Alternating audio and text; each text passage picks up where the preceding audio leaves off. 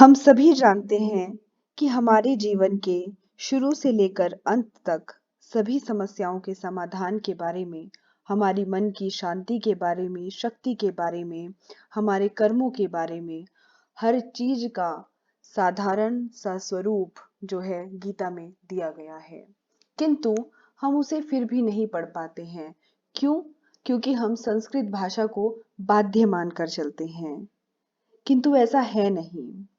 हम हिंदी में भी, अपनी साधारण भाषा में भी गीता का अध्ययन विस्तृत रूप से कर सकते हैं और इसीलिए हम अपने चैनल के थ्रू लेकर आए हैं गीता का अध्याय से 1 से लेकर 18वें अध्याय तक का विस्तृत वर्णन, वो भी हिंदी में। तो आइए शुरू करते हैं अध्याय 1। कुरुक्षेत्र के युद्ध स्थल में सैन्य निरीक्षण। आप सब जानते हैं कि यह शुरुआत जो वार्तालाप होती है वो संजय और धृतराष्ट्र के बीच होती है। तो धृतराष्ट्र जो है बड़ा परेशान है कि अब तो युद्ध को कोई टाल ही नहीं सकता। तो इसलिए अब वो संजय से पूछ रहा है कि वहां पर क्या हो रहा है, युद्ध स्थल में किस तरीके से सेना खड़ी है और वह क्या कर रही है। धृतराष्ट्र ने कहा, हे संजय, धर्म भूमि कुरुक्षेत्र में युद्ध की इच्छा से एकत्र हुए मेरे तथा पांडु के पुत्रों ने क्या किया। संजय जानता है कि धृतराष्ट्र अंदर से डरा हुआ है, किंतु वह उसको प्रोत्साहित करना चाहता है। इसलिए संजय कहता है, हे राजन, पांडु पुत्रों द्वारा सेना की व्यूह रचना देखकर राजा दुर्योधन अपने गुरु के पास जाते हैं और उनके पास जाकर कुछ शब्द कहते हैं। दुर्योधन ने अपने आचार्य से कहा, हे आचार्य, पांडु पुत्रों की विशाल सेना को देखें, जिसे आपके बुद्धिमान शिष्य द्रुपद के पुत्र ने इतने कौशल से व्यवस्थित किया है। परम राजनीतिज्ञ दुर्योधन अपने आचार्य, अपने सेनापति द्रोणाचार्य के दोषों को इंगित करना चाहता था। वह बताना चाहता था कि जो पांडवों की सेना है उसको किसने इतने विशाल रूप से आकर्षित किया है, वो है उनके शिष्य द्रुपद के पुत्र। दुर्योधन आगे कहता है, इस सेना में भीम तथा अर्जुन के समान युद्ध करने वाले अनेक वीर हैं, अनेक धुरंधर हैं, अनेक धनुर्धर हैं, यथा महारथी युयुधान, विराट तथा द्रुपद। इसके साथ ही वह अन्य शक्तिशाली योद्धाओं का भी वितरण करता है। इसके साथ ही धृष्टकेतु, चेकितान, काशीराज, पुरुजीत, कुंती भोज तथा शैब्य जैसे महान शक्तिशाली योद्धा भी हैं। पराक्रमी युधामन्यु, अत्यंत शक्तिशाली उत्तमौजा, सुभद्रा का पुत्र तथा द्रौपदी के पुत्र, ये सभी महारथी हैं। किंतु हे ब्राह्मण श्रेष्ठ, आपकी सूचना के लिए मैं अपनी सेना के उन नायकों के विषय में बताना चाहूंगा जो मेरी सेना को संचालित करने के लिए विशेष रूप से निपुण हैं। मेरी सेना में आप, भीष्म, कर्ण, कृपाचार्य, अश्वत्थामा, विकर्ण तथा सोमदत्त का पुत्र भूरिश्रवा आदि है जो युद्ध में सदैव विजयी रहे हैं। दुर्योधन उन युद्ध वीरों का उल्लेख करता है जो सदैव विजयी होते रहते हैं। विकर्ण जो है वो दुर्योधन का भाई है, अश्वत्थामा खुद द्रोणाचार्य का पुत्र है और सोमदत्त या भूरिश्रवा ब्राह्मणों के राजा का पुत्र है। कर्ण अर्जुन का आधा भाई है। कृपाचार्य की जुड़वा बहन द्रोणाचार्य को ब्याही थी। इसी प्रकार से दुर्योधन आगे कहता है, ऐसे अन्य अनेक वीर भी हैं जो मेरे लिए अपना जीवन त्याग करने के लिए उद्यत हैं। वे विविध प्रकार के हथियारों से सुसज्जित हैं और युद्ध विद्या में निपुण हैं। हमारी शक्ति अपरिमेय है और हम सब पितामह द्वारा भली भांति संरक्षित हैं, जबकि पांडवों की शक्ति भीम द्वारा भली भांति संरक्षित होकर भी सीमित है। यहाँ पर दुर्योधन ने तुलनात्मक शक्ति का अनुमान प्रस्तुत किया है। वह सोचता है कि अत्यंत अनुभवी भीष्म पितामह के द्वारा विशेष रूप से संरक्षित होने के कारण उसकी सशस्त्र सेनाओं की शक्ति अपरिमेय है और दूसरी ओर पांडवों की सेनाएं सीमित हैं। अतएव सैन्य व्यूह में अपने अपने मोर्चे पर खड़े रहकर आप सभी भीष्म पितामह को पूरी पूरी सहायता दें। तब कुरुवंश के वयोवृद्ध परम प्रतापी एवं वृद्ध पितामह ने सिंह गर्जना की सी ध्वनि करने वाले अपने शंख को उच्च स्वर से बजाया, जिसको देखकर दुर्योधन को अत्यधिक हर्ष हुआ। दूसरी ओर श्वेत घोड़ों द्वारा खींचे जाने वाले विशाल रथ पर आसीन कृष्ण तथा अर्जुन ने अपने अपने दिव्य शंख बजाए। भगवान कृष्ण ने अपना 5 जन्य शंख बजाया। अर्जुन ने देवदत्त शंख तथा अति भोजी एवं अति मानवीय कार्य करने वाले भीम ने पौंड्र नाम का शंख बजाया। हे राजन, कुंती पुत्र राजा युधिष्ठिर ने अपना अनंत विजय नाम का शंख बजाया। अब यह सब बातें संजय राजा धृतराष्ट्र से करते जा रहे हैं। वह सबको शंख के नाम से बता रहे हैं कि कौन से राजा ने कौन सा शंख बजाया। नकुल और सहदेव ने सुघोष एवं मणिपुष्पक शंख बजाए एवं महान धनुर्धर काशीराज परम योद्धा शिखंडी धृष्टद्युम्न विराट अजय सात्यकी द्रुपद द्रौपदी के पुत्र तथा सुभद्रा के महाबाहु पुत्र आदि सबों ने अपने अपने शंख बजाए। इन विभिन्न शंखों की ध्वनि कोलाहल पूर्ण बन गई, जो आकाश तथा पृथ्वी को शब्दायमान करती हुई धृतराष्ट्र के पुत्रों के हृदयों को विदीर्ण करने लगी।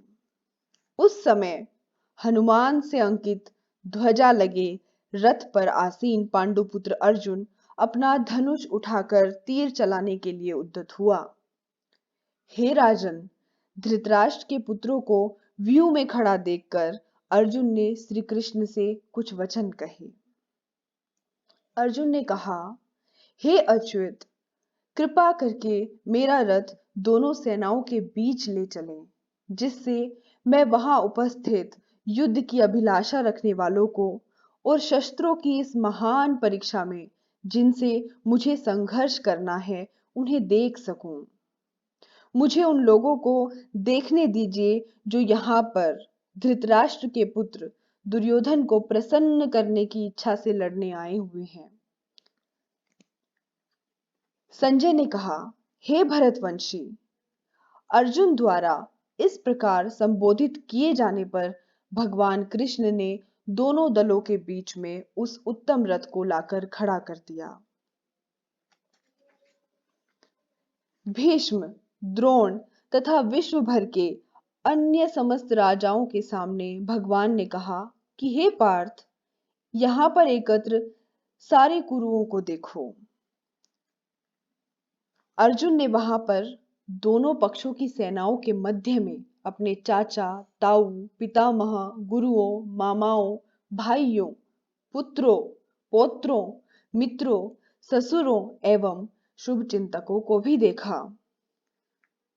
जब कुंती पुत्र अर्जुन ने अपने मित्रों तथा संबंधियों की इस विभिन्न श्रेणियों को देखा तो वह करुणा से अभिभूत हो गया और इस प्रकार से बोला।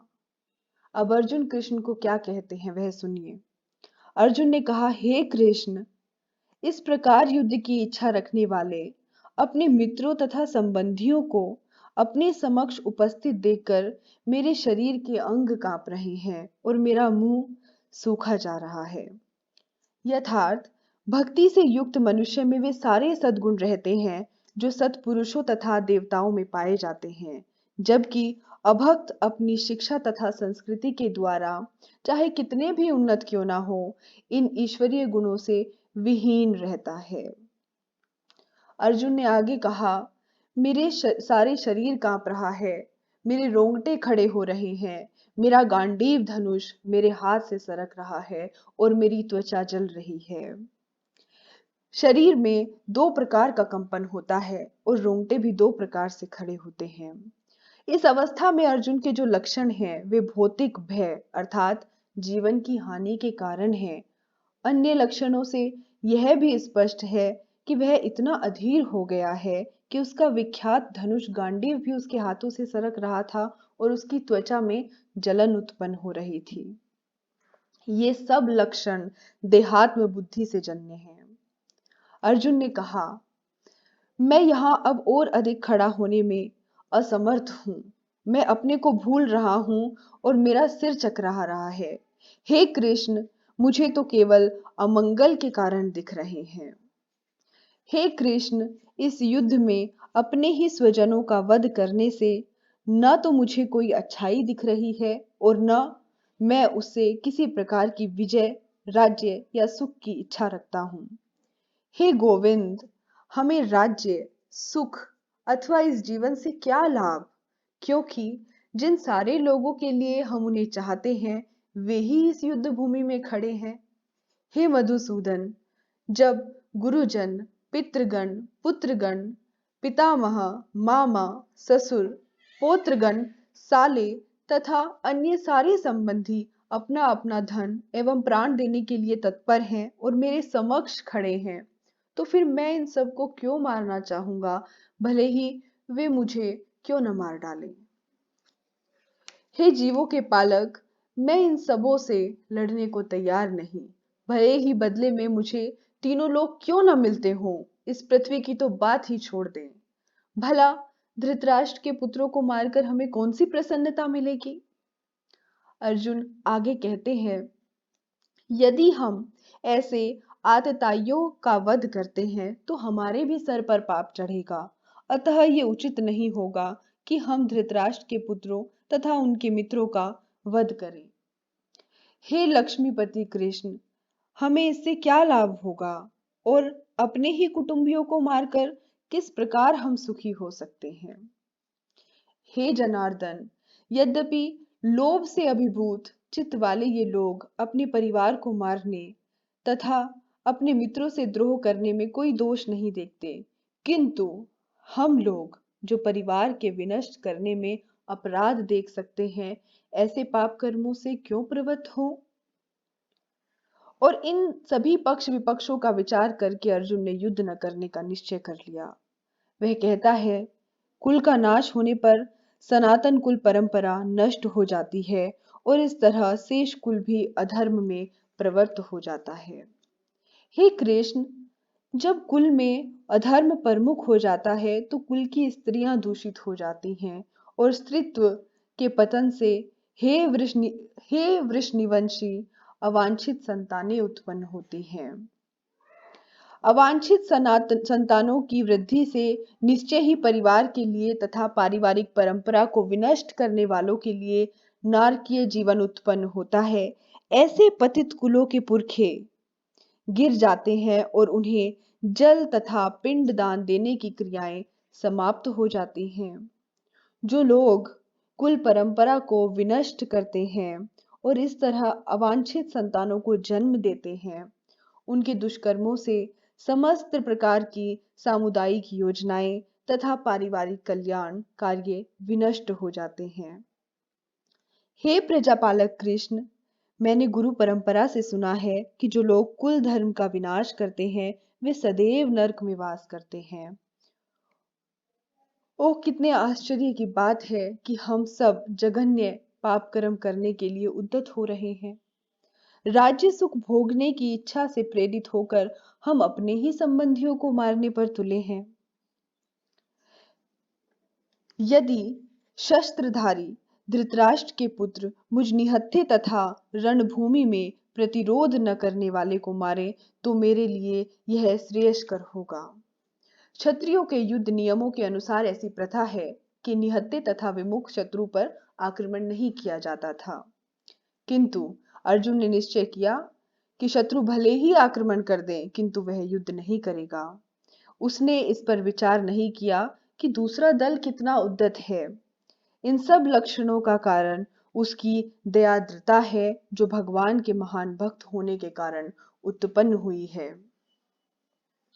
अब संजय कहते हैं, युद्ध भूमि में इस प्रकार कहकर अर्जुन ने अपना धनुष तथा बाण एक ओर रख दिया और शोक संतप्त चित्त से रथ की आसन पर बैठ गया। अपने शत्रु की स्थिति का अवलोकन करते समय अर्जुन रथ पर खड़ा हो गया था, किंतु वह शोक से इतना संतप्त हो उठा कि अपना धनुष बाण एक ओर रखकर रथ के आसन पर पुनः बैठ गया। ऐसा दयालु तथा कोमल हृदय व्यक्ति जो भगवान की सेवा में रत हो, आत्मज्ञान प्राप्त करने के योग्य है। इस प्रकार से भगवद गीता में प्रथम अध्याय कुरुक्षेत्र के युद्ध स्थल में सैन्य निरीक्षण का भक्ति वेदांत तात्पर्य पूर्ण हुआ। इसी प्रकार हम अध्याय करते जाएंगे। आपसे अनुरोध है कि अगर आपको अच्छा लगा हो तो चैनल को सब्सक्राइब कीजिए और ऐसे ही स्पिरिचुअल वीडियोस के लिए हमें फॉलो करिए। धन्यवाद।